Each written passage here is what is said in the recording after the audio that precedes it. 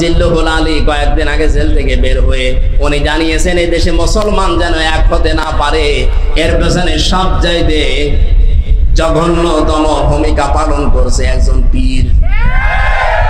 জাতি কিন্তু বুঝে ফেলেছে যারা ফরিদউদ্দিন মাসুদের মতো মানুষকে তালয় বানিয়েছেন। কথা বলে না কেন? ইমামতি করার জন্য সেই গোপালগঞ্জ থেকে গন্ডা ভাড়া করে এনে বাইতুল মোকাররমের মতো জায়গা অপবিত্র করেছে। কত মুসল্লির রক্ত ঝরিয়েছে, এর যেন ছাড় দেওয়া না হয়। কথা বলে না কেন? যেই দিন কওমি জননী নাম দিয়েছে এই রুহুল আমিন নামে, আলেম নামে কলঙ্ক, সেই দিন জেলখানায় ওর নামে বদদুয়া করেছে কওমি মাদ্রাসার আলেমরা। আমার সাথে 86 জন 76 জন ছিল। এগুলো দেখতে পাচ্ছি নবীজি যা করেছিলেন মক্কার পরে, মক্কা বিজয়ের পরে নবীজি যা যা করেছিলেন এদেশের ডাক্তার শফিকুর রহমানের ভেতরে আমরা সেইটাই দেখতে পাচ্ছি। 1500 বছর পর আমার মনে হচ্ছে নবীর আদর্শটা আমরা দেখতে পাচ্ছি আজ। বিশ্ব নবী মুহাম্মদ রাসূলুল্লাহ ওই সময় বলেছিলেন, সাহাবীরা 3টা কাজ করবা না, কোন নারীর গায়ে হাত দিবা না, কোন শিশুর গায়ে হাত দিবা না, কোন ফলদার বৃক্ষ কাটবা না, 3টা কাজ বেশি বেশি করবা। যেখানে তিনি অবস্থান নিয়েছিলেন বলেছিলেন তাবুর আশপাশে তোমরা রান্নাঘর চুলা এটা বেশি বানাবা, আর টয়লেট পায়খানা যেটা এটা কম বানাবা। আর আমার শত্রু বড় এখন বেঁচে আছে, আবু জেহেল তো নেই, আবু সুফিয়ান আছে, তার ঘরে যদি কেউ আশ্রয় নেই তাকে তোমরা মাফ করে দিবা, ক্ষমা করে দিবা। এই 1400 বছর পর ডাক্তার শফিকুর রহমান এত অত্যাচার জুলুম নির্যাতনের শিকার হওয়ার পরও এই কাজগুলো তিনি এখন দেখিয়েছেন। যারা আমাদের প্রকাশ্য শত্রু ছিল তাদের ওই ঘর বাড়িগুলো উনি পাহারা দিয়েছেন লোক দিয়ে। কথা বলেন। কৌশল অবলম্বন করার জন্য মুসলমানদেরকে নিয়ে তিনি ঐক্য হওয়ার চেষ্টা চালাচ্ছেন। আমরা দেখতে পাচ্ছি কিছু মানুষ এখনো পর্যন্ত সেই মানধাত আমলের আকিদা এই নিয়ে তারা এখনো ডিভাইডেড আছে।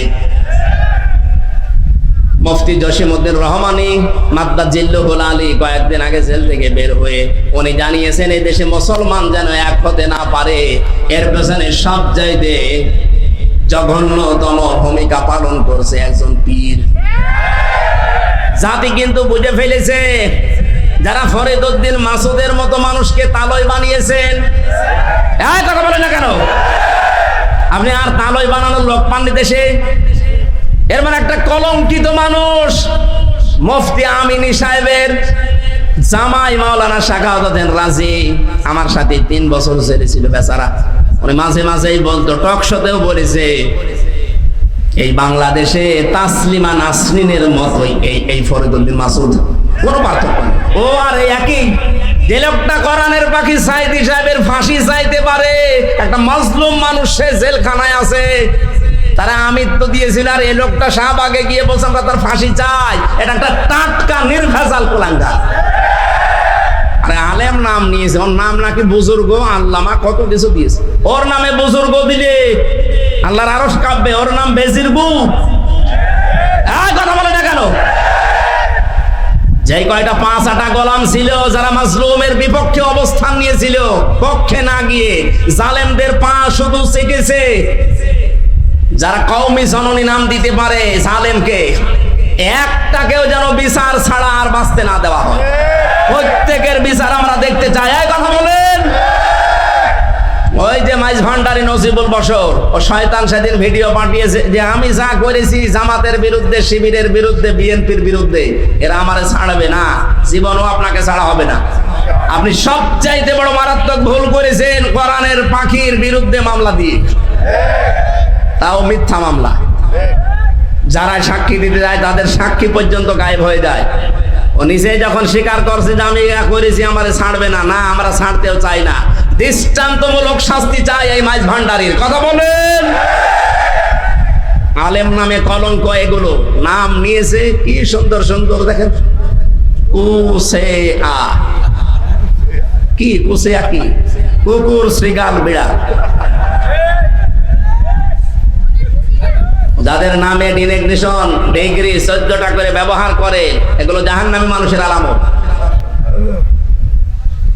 আপনাকে মানুষ নিজে ডাকবে, আপনি আল্লামা কিনা, নিজের নামে আগেই পরিচয় দেয়, আমি শোলাকিয়ার ইমাম। বলছি কিসের শোলাকিয়ার ইমাম? আপনি ইমামতি করার জন্য সেই গোপালগঞ্জ থেকে গন্ডা ভাড়া করে এনে বাইতুল মোকাররমের মতো জায়গা অপবিত্র করিস।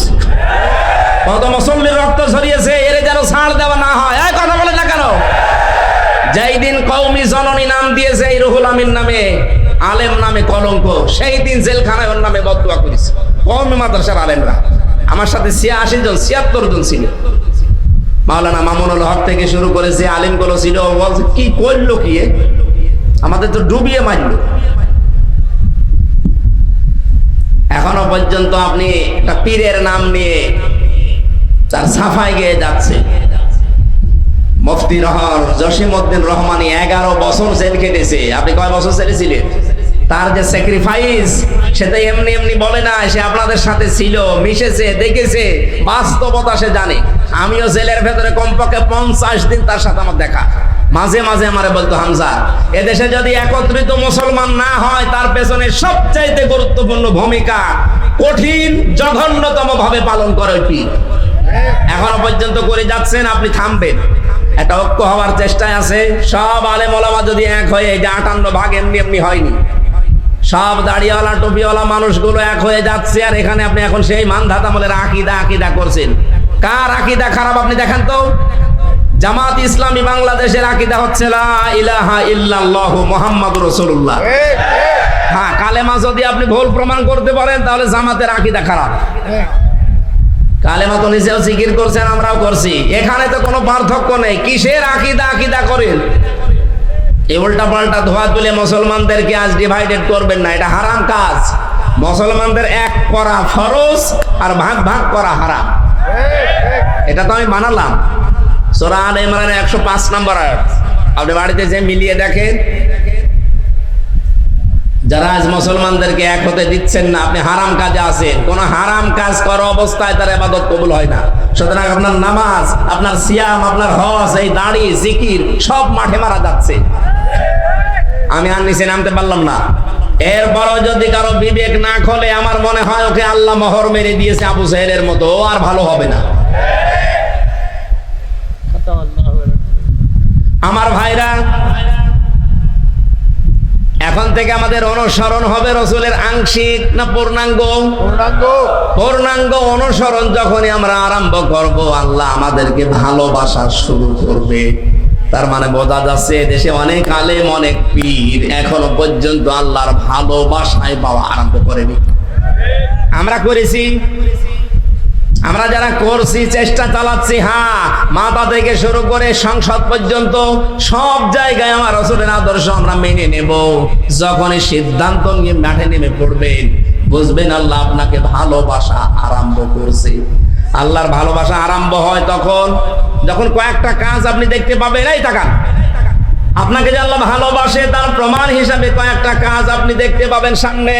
1 নম্বরে হাদিস, নবীজি বলেন, আমি যখন আল্লাহ পাক যখন কাউকে ভালোবাসেন, তখন পুরো আসমানে ঘোষণা হয়ে যায় যে মহান আল্লাহ ওই লোকটাকে ভালোবাসে। আমরা সবাই যারা আসমানে আছো, সবাই ওকে ভালোবাসো। পুরো আসমানের ফেরেশতারা তখন তাকে ভালোবাসা আরম্ভ করে দেয়। জমিনে ঘোষণা দেওয়া হয়, পুরো জমিনবাসী শোনো, হামজাকে আল্লাহ ভালোবাসা আরম্ভ করেছে, তোমরাও ভালোবাসো তাকে।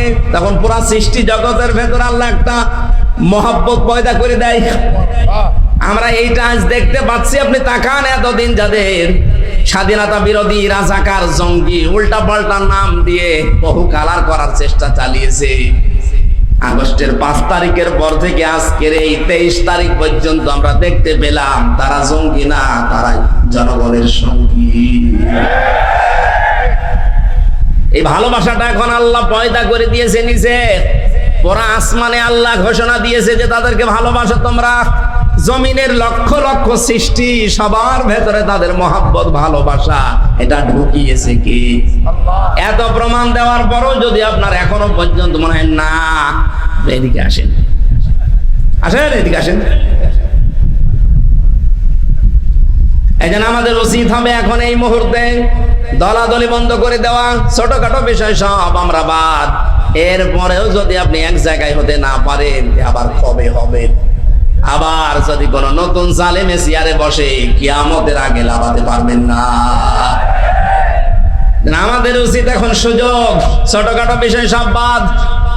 কে দাড়ি রাখে, কে দাড়ি রাখে না, কে জুব্বা গায়ে দেয়, কে দেয় না, এটা পরে করবেন, আগে জায়গাটা ঠিক করেন। এখানে থাকলে আপনি ইসলামের নিয়ম নীতি 100% মানতে পারবেন। আর এই জায়গাটা না থাকলে কয়েকদিন পরে আপনারও দাড়ি কাটা লাগতে পারে। এদেশে আড়ঙে অবস্থান নিয়েছিল না, আড়ঙে দাড়ি রাখা মানুষগুলোকে চাকরি দিত না। সামনে কিন্তু এরকম আসবে, আপনি চেষ্টা করবেন রাখার, কিন্তু পারবেন না। জায়গাগুলো সব জালেমের দখলে চলে যাবে। বিশ্বনবী মুহাম্মদ রাসূলুল্লাহকে আল্লাহ ঘোষণা দিলেন, নবী যারা আপনি আপনার কাছে আসবে যে ঈমান আমরা আনতে চাই, বলবেন 6টা কাজ করো। 1 নম্বরে আলা আল্লাহ ইউশরিকনা বিল্লাহ, কোনদিন আল্লাহর সাথে কোনো বিষয়ে শরীক করবা না। 2 নম্বরে ওয়ালা ইয়াসরিকনা বিল্লাহ, ওয়ালা ইয়াসরিকনা, চুরি করা যাবে না। ওয়ালা ইয়াজিনিনা, 3 নম্বরে কোনদিন তোমাদেরকে যেন আমরা জেনা করতে না দেখি।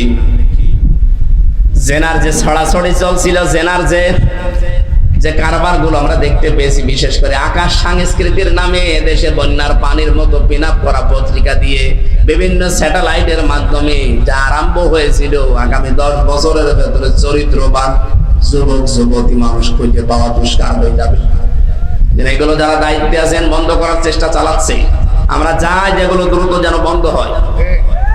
এরপরে আল্লাহ দিয়েছিলেন এক একটা শব্দের ভেতরে লক্ষ লক্ষ কথা। আমি তাফসিরে পড়েছি, নোটও করেছিলাম, শুধু গা ঘেমে যাচ্ছে আর রাত অধিক হয়ে গেছে, যারা খুব সামারাইজ করে বলছি।